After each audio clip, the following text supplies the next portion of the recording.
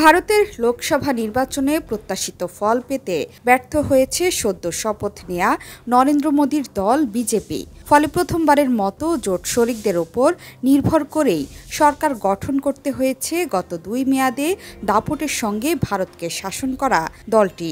অন্যদিকে নির্বাচনে অভাবনীয় ফল করেছে কংগ্রেস। ভারতের সবচেয়ে প্রাচীন দলটির পুনর্জন্ম হয়েছে এবারের লোকসভার ভোটে।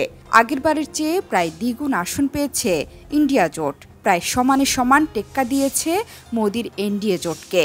কংগ্রেসের এমন পুনরুত্থানে নেপথ্যে ভূমিকা রেখেছে পণ্ডিত জওহরলাল নেহেরু এবং ইন্দিরা গান্ধীর উত্তরসূরিরা। কংগ্রেসের উত্থান এবং আশাতীত সাফল্যের পেছনের মূল কারিগর হিসেবে রাহুল গান্ধীর নাম উচ্চারিত হলেও তার পেছনে আছেন আরেক কারিগর। তিনি নির্বাচনে লড়াই করেননি ঠিকই, কিন্তু সম্মুখ সমরের গুরুত্বপূর্ণ যোদ্ধা। তিনি হচ্ছেন বিজেপির তথা নরেন্দ্র মোদীর শাহজাদি খ্যাত প্রিয়াঙ্কা গান্ধী।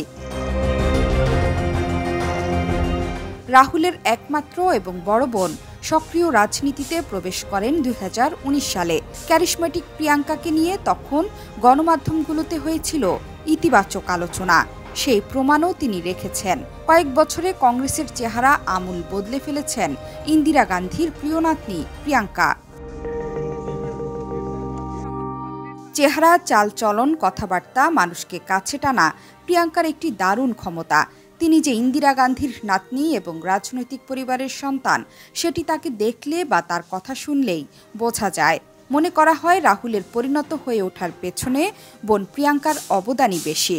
ভারত জোড়ো যাত্রা, ভারত ন্যায় যাত্রা থেকে শুরু করে পথে প্রান্তরে সভা সমাবেশ, প্রচারে সব দিকেই ভাইয়ের পথপ্রদর্শক হয়ে ওঠেন প্রিয়াঙ্কা গান্ধী।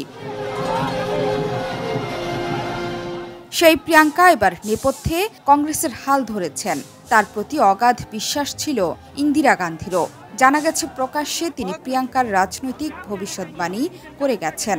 রাহুলকে নয়, রাজনীতিতে প্রিয়াঙ্কাকেই এগিয়ে রেখেছিলেন আয়রন লেডি ইন্দিরা গান্ধী। আর বর্তমান সময়ে কংগ্রেসের আয়রন লেডি প্রিয়াঙ্কা গান্ধী।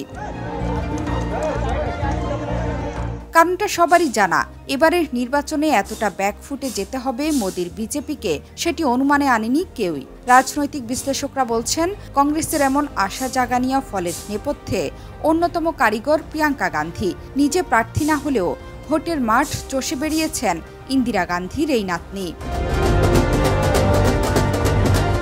শুধু তাই নয়, দলীয় নেতাকর্মীদেরও সমানতালে পথ দেখিয়ে চলেছেন প্রিয়াঙ্কা।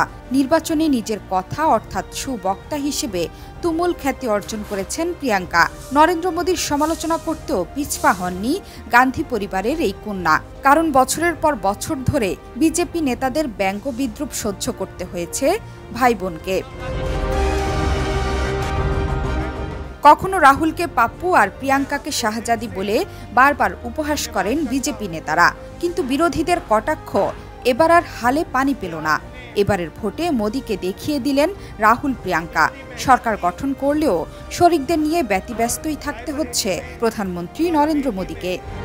আপনি और रायबरेली अमेठी। জোহরা চৌধুরী সেতু, ৭১।